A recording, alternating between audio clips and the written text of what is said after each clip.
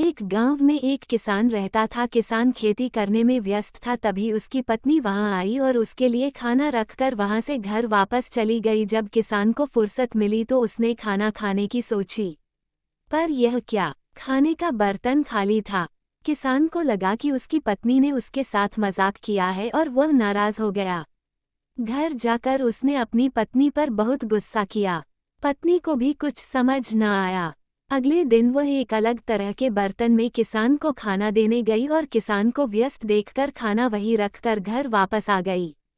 कुछ देर बाद एक सियार वहां आया और खाने के बर्तन में मुंह डाल के खाना खाने की कोशिश करने लगा, पर इस बार वह सफल नहीं हुआ और उसका मुंह बर्तन में फंस गया।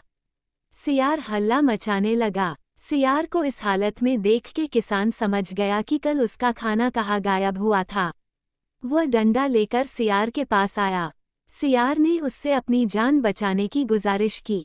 किसान को सियार पर दया आ गई और उसने सियार को बर्तन से मुक्त कर दिया।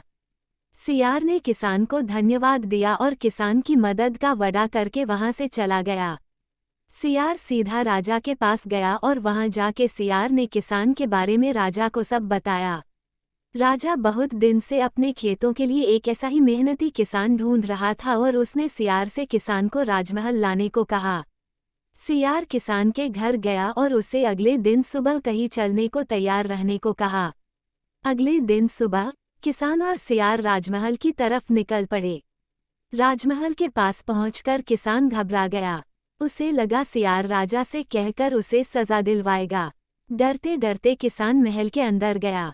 राजा किसान को देखते ही खुश हो गया, पर किसान डर के मारे कांप रहा था। तब राजा ने किसान को बताया कि उसने किसान को सजा देने के लिए नहीं बल्कि उसे नौकरी देने के लिए बुलाया था। अब किसान की जान में जान आई। राजा ने किसान को अपने पास नौकरी पर रख लिया और उसकी सारी गरीबी दूर कर दी। इस वीडियो को लाइक करें, हमारे चैनल को सब्सक्राइब कर बेल आइकन जरूर प्रेस करें